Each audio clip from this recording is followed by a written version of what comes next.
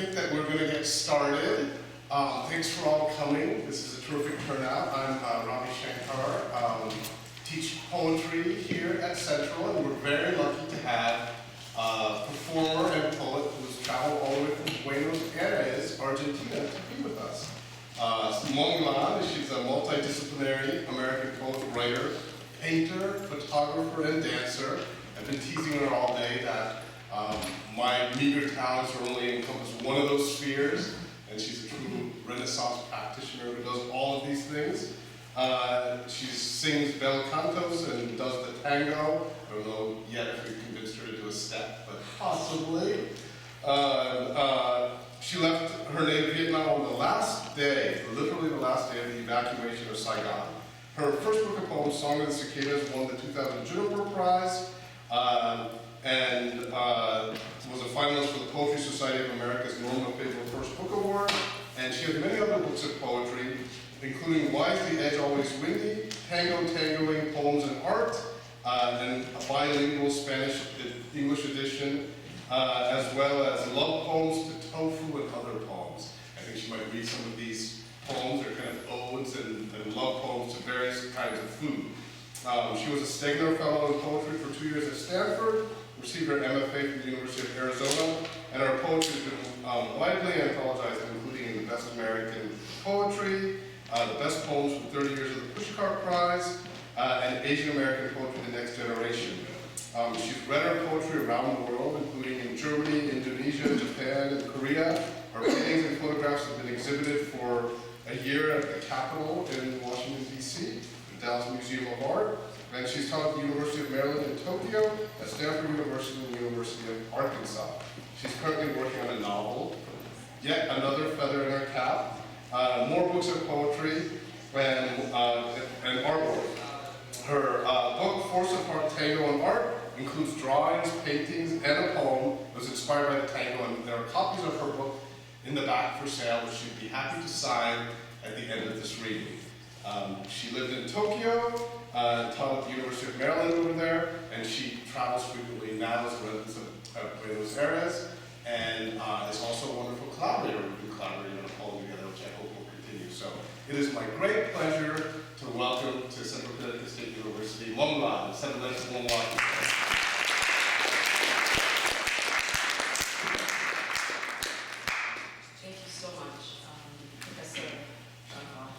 Inviting me here, and thank you, the English department, CCSU, and everyone here for coming and supporting the arts, literature,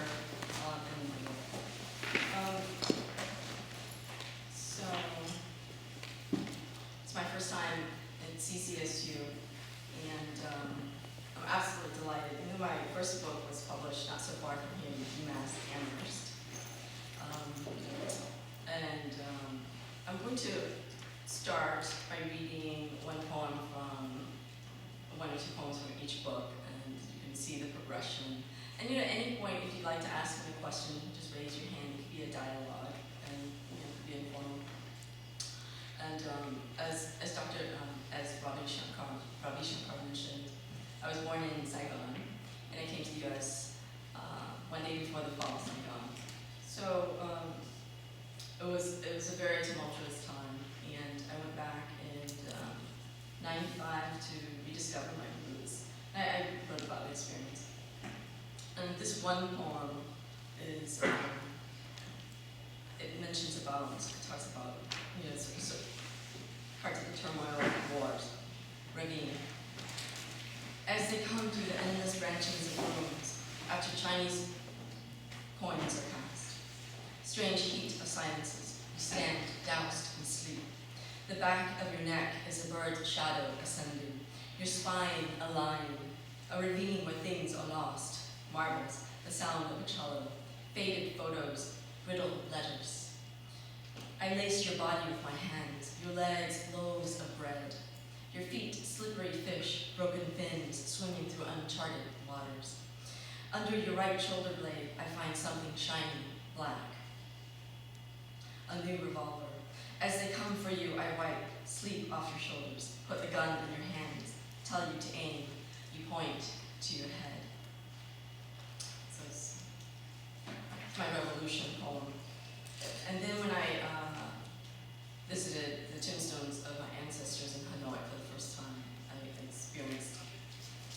a feeling I've never felt before, and this poem talks about it. Field.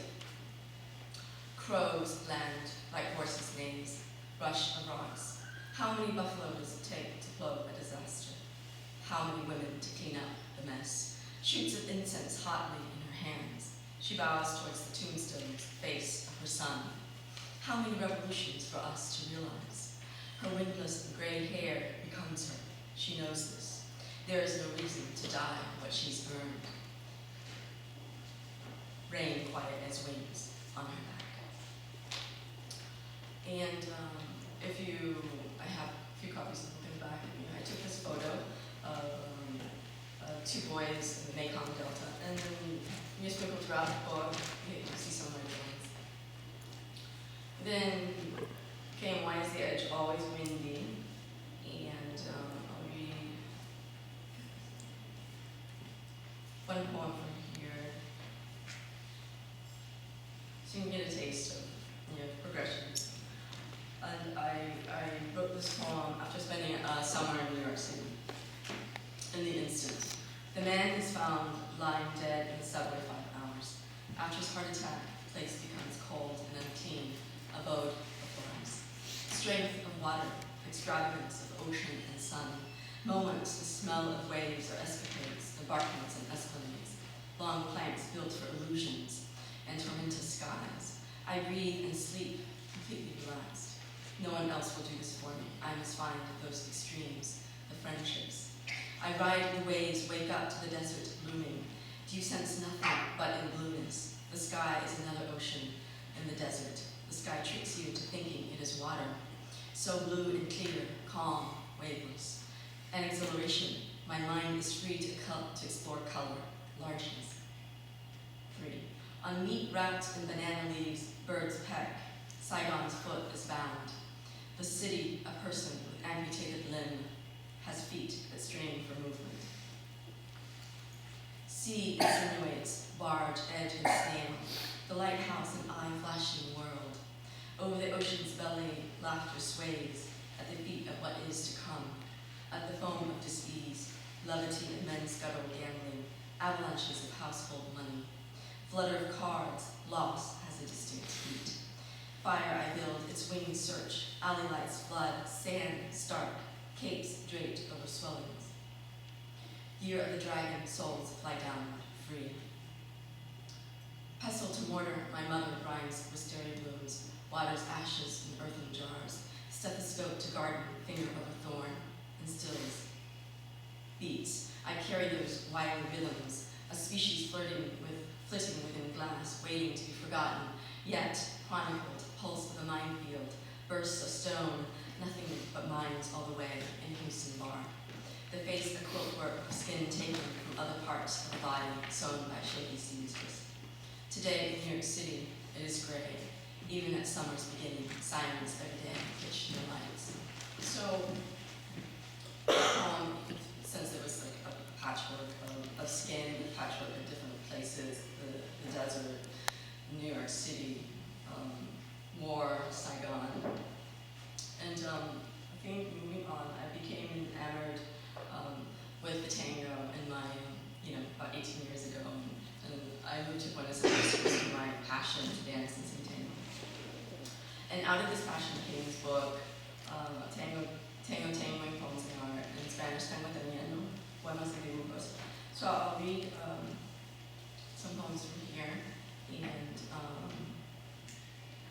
any tango? No.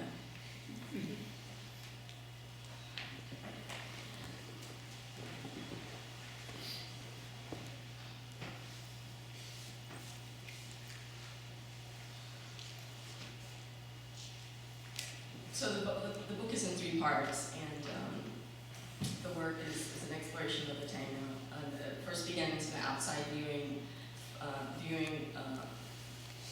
the dancers dancing into a very internal monologue, dialogue between the speaker and the other, the lover, God. So I'm going to just jump right into the middle. For this dream is long, I would not have noticed when God allowed speech. In your arms, the hours between a breath, step, and hand clasp. Liquid beat. Tangled bodies. Ready, enter, into another. Between us 1 inch in arm length, hundreds of bodies away.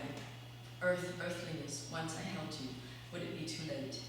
And then there's also a Spanish section. Would you like me to read the Spanish as well? Or? Yes.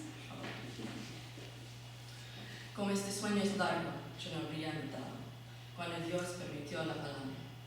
En tus brazos las horas entre un respiro, paso y manos entrelazan, ritmo líquido, cuerpos se enredan, entran listos en el otro.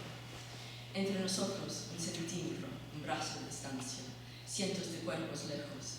La tierra de la tierra, una vez que yo te abrazara, sería demasiado tarde.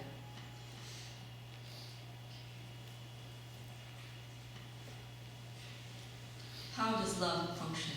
How does anyone function? How you complement. One must be sufficient, the other. How does the poet wake verse from air? The deaf woman speaks in hoarse tones. She's beautiful. After the others, you approximate the sun's shore. The veil, salvation, solace. The veil, salvation, solace. The moon's shorelessness. What do the runes say? A step, logical, illogical, improvised. Never expect, wish. ¿Cómo funciona el amor? ¿Cómo funciona el alma? ¿Cómo complementas? Uno debe ser suficiente el otro. Como el poeta despierta versos del aire. La mujer sorda habla en tonos roncos. Es hermosa. Después de los otros, vos. Te aproximas a la orilla del sol. El velo, salvación, consuelo. Sin orilla, la luna. ¿Qué dicen las runas? Un paso lógico, ilógico, improvisado. Nunca esperes, desea. This week throughout the book there are my drawings.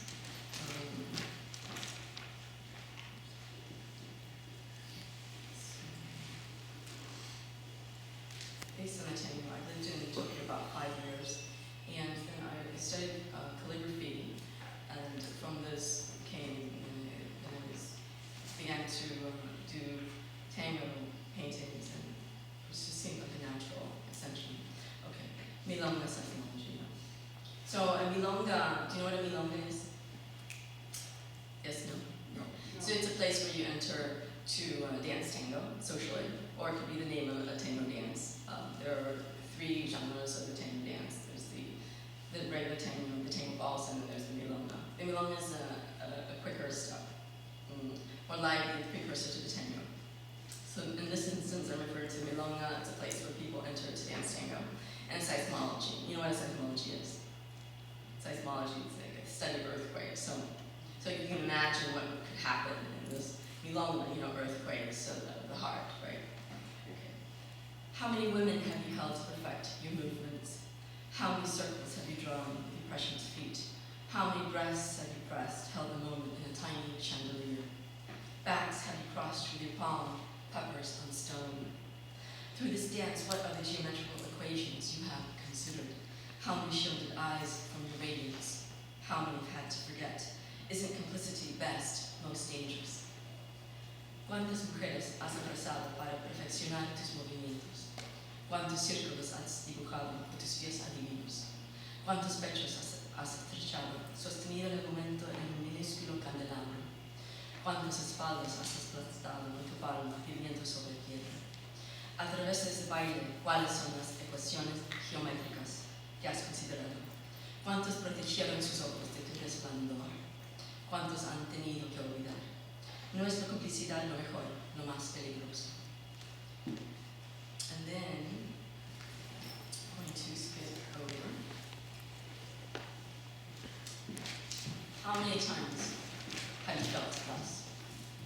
Inklings among fingertips, soreness around the shoulder, blade, a rose in the lung, a picture in the heart, vines in the veins, goaded by the invisible. I am dreaming aloud. Can you hear? Winds blow. Let the avalanche begin. I intuit you from air, from the intentions of music, from skin of words, lyrics, songs, excesses, dominations, racket of conversations, undesirable. In great amnesia to have a repertoire of moves, in great dream that undreamed, is it possible to approximate your dimensions? How can anyone bear the touch of a beloved? How can anyone bear the response. Subterranean world, their endless flowers, forehead to forehead dancing, sweaty breaths, a kiss between palms. Ayer de miedo a matar, en vez de pelear, me puse a correr. And then it continues. Oh, I'll just read one last poem. Through what cities have you roamed? Through which embarkments? Through what accidental thoroughfares, misbegotten streets shall I find you? At what insane junctions, and what corners undisclosed? In the avenues of silence, each eye undisturbed, inward. ¿Por qué ciudades vagaste? ¿Dónde embarcaste? ¿Por qué caminos accidentales, calles espurillas te buscaré? ¿En qué cruces locos? ¿En qué esquinas escondidas? En las avenidas de silencio, cada ojo calmo introspectivo. So, then I began to write a lot of these love poems to food, which I was cooking a lot, and people recommended I write, cookbooks, etc., but perhaps one day. So I have a love poem to tofu, red chili peppers, spinach, thick rice noodles, shiitake, broccoli, and there are certain Vietnamese foods as well. Are there Vietnamese restaurants here? Pho. I have a love poem to pho, actually, which it's in my other one, which I'll continue. So out of this list, which one do you want to read? Chili peppers. Chili peppers. You're a man of chili peppers. Chili peppers. Love poem to red chili peppers. Your red hot tongue slips into my mouth, sometimes unknowingly. You explode with each bite, all your diversions and fireworks, your petulant sting. I can't adequately extol you, for you are a paradox. Your unassuming tongue brings terror to most people, but to me brings ecstasy. Where did you receive all your powers? Perhaps from the ubiquitous sun, packed in her rays. I am in love with your arias, penetrating deeply, clearing me up for other pleasures. Is that how you experience racial peppers? More or less. More or less? Okay, anyone else? And then usually there's, let me read a serious poem. Then I'll continue the love poem to food in the other book. Proof. So I was born in Saigon, and now the city is called Ho Chi Minh City, right, officially, but it's still lovingly referred to as Saigon. And any of you have been to Vietnam? No. Argentina? Oh. Are you Argentine? No. Okay. Anyway, proof. So and when I was in high school, I loved to do proofs in geometry class.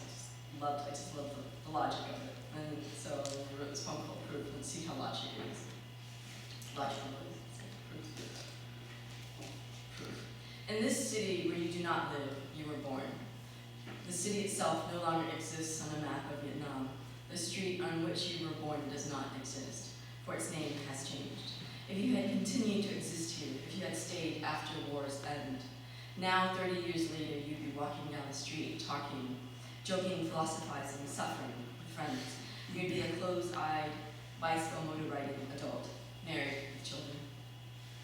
The house where you lived the first 5 years of your life was seized and therefore does not exist as you knew it. It sits on a street whose name has changed, no longer recognizable. Your grandparents' house also appropriated. Now people exist there, eating, making love, defecating, spinning new lives for themselves from the walls of your past. And the city where you were born, you do not now exist because the city no longer exists. The grandparents whom you met in your imagination and memory did exist and gave birth to your parents, who exist in a different country and plain altogether, not in the city, a faint turquoise, limestone, whiteness, and charcoal of your imagination. 2 handfuls of cities changed names through wars or revolutions. The hospital where you were born still remains, that exists and still keeps its name, Hospital of St. Paul. Does that prove anything? So, I don't know, does that prove anything? It proves I was born. Sorry, I forget, it proves I was born. Okay. Let's see here. my trademark cafe au lait. What would you like? Oh, cafe au lait, cup of coffee, time for coffee. Or I could continue. Here's the love poem to ginger. Sorry. And love poem to basil, garlic, onion, dates, lemons, ginger, pho, soto. Which of these did you like? Garlic. Garlic. You're a man after my heart. Good garlic. Here's my garlic painting. Stinking rose, the heady scent of you. Tangy, spicy, most underrated year-round orb. Bulbous root, incandescent moon. Invoked as deities by the Egyptians. Garlic, each day with you is another day trickled. Stripped of your delicate covers, your fire-spitting fresh rawness. I love you unadulterated. A sugar once I bite you. Medicinally, you are a miracle, fighting colds, blood thinning, antibacterial, extraordinaire. How to eat you raw and love it. Peel the placenta-like cover, julienne into fish sauce with red chili peppers, lemon. Your bold paleness exposed. I imagine you at every moment of every day. And have you all eaten pho? Pho. Yes. It's the, how would you describe it?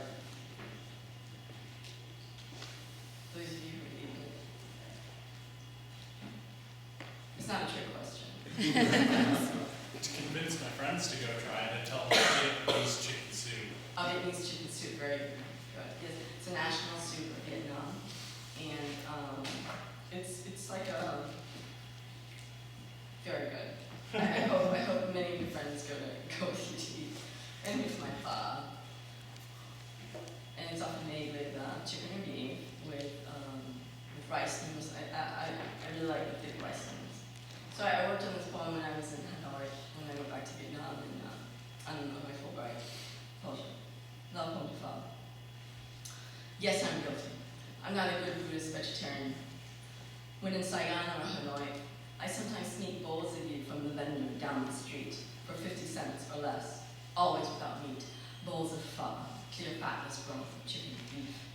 I sneak bowls of you past my other moral self, a secret sin to remind me of days without pressure. Without animal flesh, I slurp you down, only the perfume of you. I slurp you as Asians are wont to do, making noise to make the taste sweeter. I slurp you with fresh cilantro, lemon, mint leaves, dragon pho leaves. I slurp you with hot chili peppers, tingling the tongue. Fresh green peppers, the memory penetrating the palate.